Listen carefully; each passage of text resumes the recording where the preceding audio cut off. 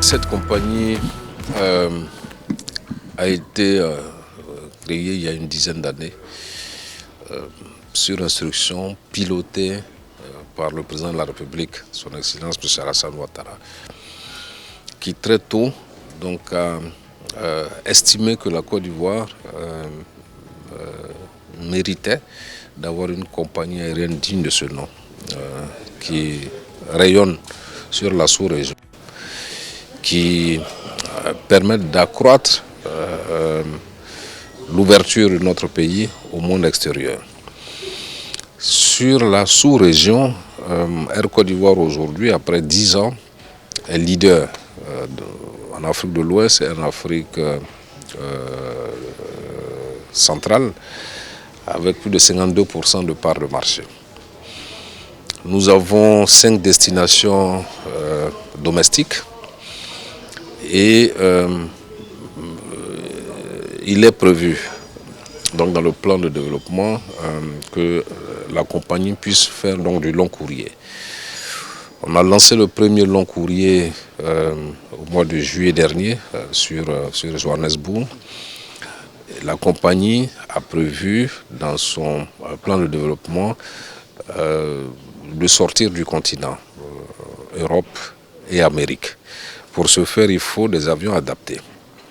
Donc, nous avons adopté le principe de mettre à disposition les avions adaptés donc à la compagnie pour qu'elle puisse commencer donc, ces vols long courrier.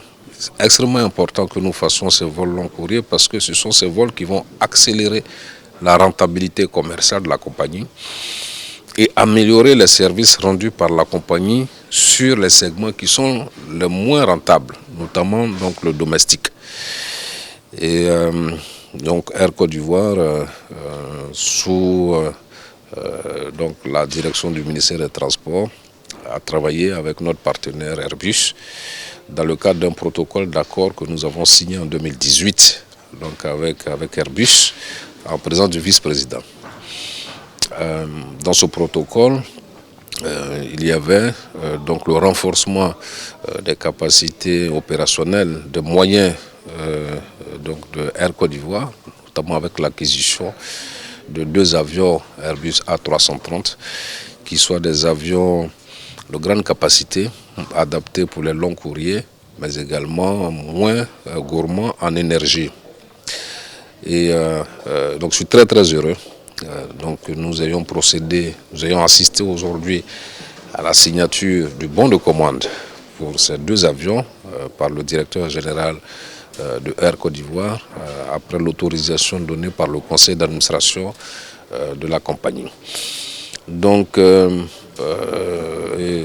je remercie Airbus parce que l'idée pour nous c'est de commencer ces vols long courriers hors continent africain en 2024. Et Airbus, qui a un carnet de commandes bien fourni, a travaillé pour que nous puissions disposer de ces avions en 2024 et commencer ces vols. Donc je suis un homme très heureux que nous ayons réalisé ce point important du plan de développement de la compagnie qui tient à cœur donc au président de la République, qui a vu juste de créer cette compagnie.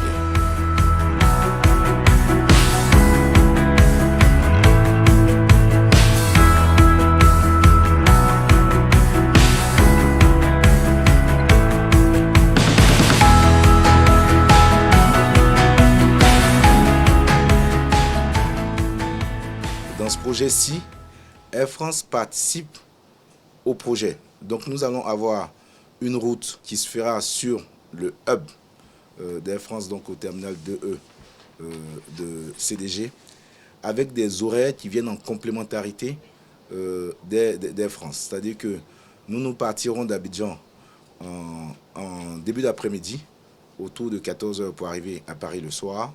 Et nous quittons Paris la nuit pour arriver à Abidjan au petit matin.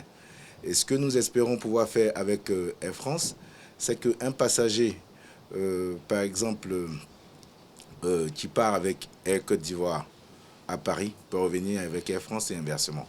Donc ce n'est pas une concurrence frontale qui s'annonce avec Air France, c'est de la coopération.